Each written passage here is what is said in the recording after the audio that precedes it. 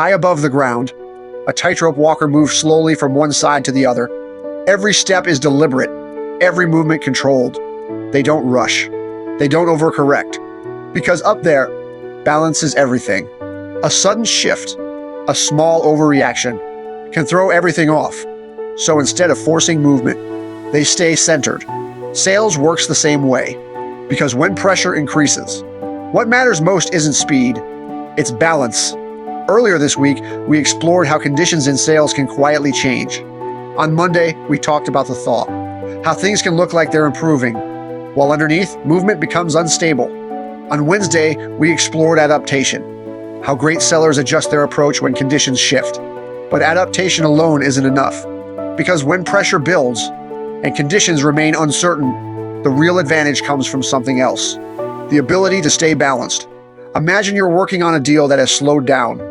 The buyer is still engaged, but progress isn't moving as quickly as before. Timelines have stretched.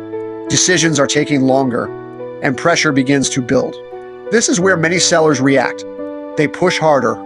They introduce urgency. They try to accelerate the decision. But something subtle happens.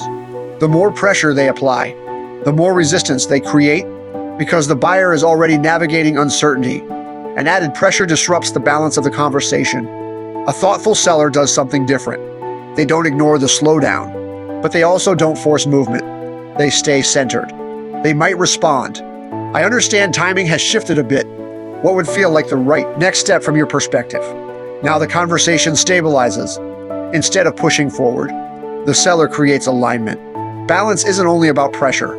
Sometimes it's about emotion. You're in a conversation that starts strong. There's energy. There's engagement. The buyer is responsive. But as the discussion continues, something changes. The tone becomes more cautious. Questions become more guarded. Confidence softens. Nothing has been said directly, but the emotional balance of the conversation has shifted. Many sellers react to this moment. They over-explain. They add more information. They try to fix the hesitation quickly. But in doing so, they often lose control of the conversation.